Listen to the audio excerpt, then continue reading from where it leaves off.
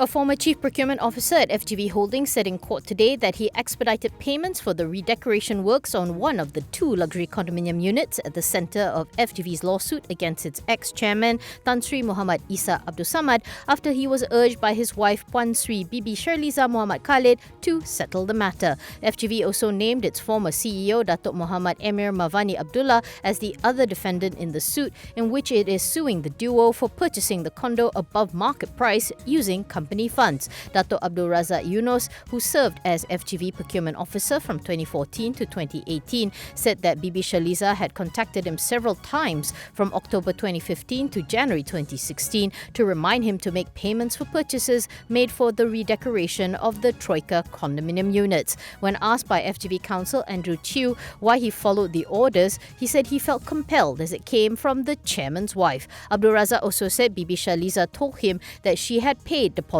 for furniture and paid for curtains to be installed as well as electrical supplies, and that she wanted to move the items she bought immediately into Unit A, which was said to be for Mohd Isa's use. Subsequently, he contacted the finance department and asked them to expedite the payments as requested. In his statement of claim, FGV alleges that Mohd Isa and Mohd Emir had taken steps to cause the acquisition of the two units of luxury condominiums that were earlier meant to provide accommodation for FGV's business associates or guests during business trips. However, after the units were bought, they were renovated, furnished and maintained for the use of Mohd Isa and Mohd Emir and their family members. To recap, FGV filed a suit against Mohd Isa and Mohd Emir in November 2018, claiming 5.134 million from the duo for the purchase of the condominiums and another 3.283 million from Mohd Emir for the alleged misuse of 5 company cars and petrol benefits.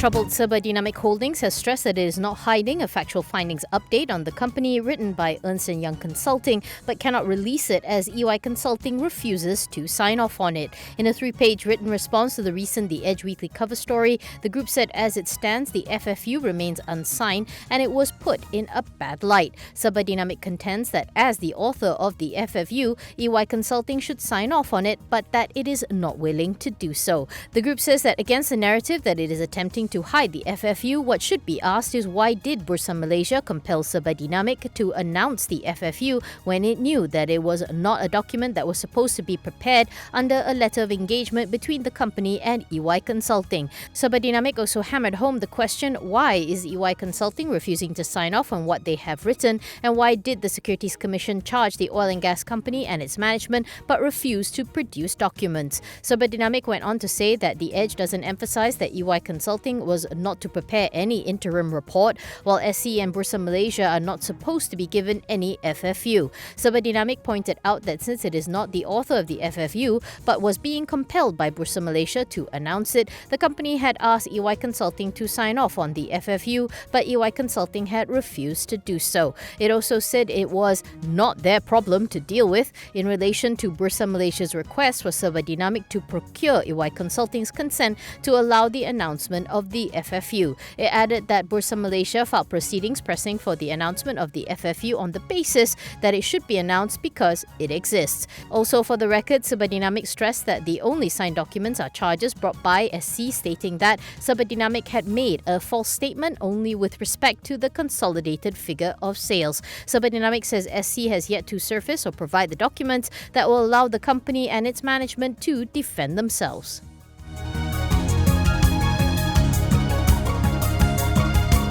The High Court has granted an injunction preventing Selkom Mobile's 5.25 million shares in TuneTalk from being included in the sale of Selkom Aksiyata to Digi.com. The injunction was sought by 3 shareholders of the mobile virtual network operator, namely Pada Gurtar Singh, East Pacific Capital and Tune Strategic Investments. The court action concerns the proposed sale of Aksiyata's entire shareholding in Selkom Aksiyata to Digi as part of the proposed merger of both telcos' businesses. The injunction was granted by by Judicial Commissioner Ong Chee Kwan, who also ordered Aksiyata and Selkom Aksiyata to pay costs of 25,000 ringgit. The three plaintiffs who filed the action in September last year collectively own 30.02% of TuneTalk and have applied for Aksiyata to be prohibited from including its 5.25 million TuneTalk shares, representing a 35% stake in the MVNO in the proposed merger with DG. The 35% stake is held via Selkom Mobile, a wholly owned unit of Selkom Aksiyata, which in turn is wholly owned by Aksiyata. JC Ong, who on February 9th heard Aksiyata and Selkom Aksiyata's bid to strike out the suit filed by the three shareholders, also dismissed the application on Tuesday. According to the originating summons filed last year, the plaintiffs are also seeking an injunction against Selkom Aksiyata or its agents from amending, varying or otherwise changing the terms under which Selkom Aksiyata provides network services to TuneTalk. The plaintiffs contended that changes in control over Selkom Mobile will allow DG, which was named a competitor in TuneTalk's 2008 shareholders agreement, to gain an indirect shareholding in the latter. This, the plaintiff said, goes against the agreement.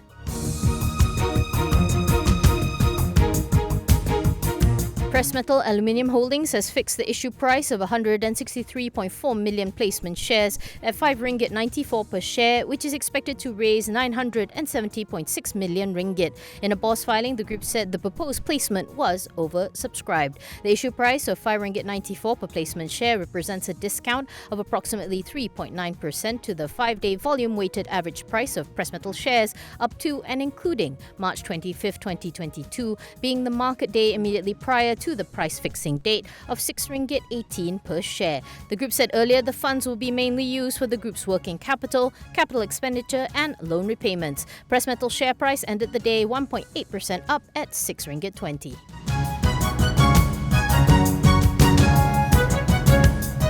Post Malaysia will be increasing its fuel surcharge by 5% for shipments that move from Peninsular Malaysia to Sabah and Sarawak and vice versa. In a statement, the national carrier said that with the ongoing tension and very unfortunate events taking place in Ukraine, jet fuel prices surged sharply. Oil prices have climbed over 15% since February 23rd, the day before Russia began its military invasion of Ukraine. As of time of writing, Brent crude oil prices stood at $111 and 57 cents per barrel.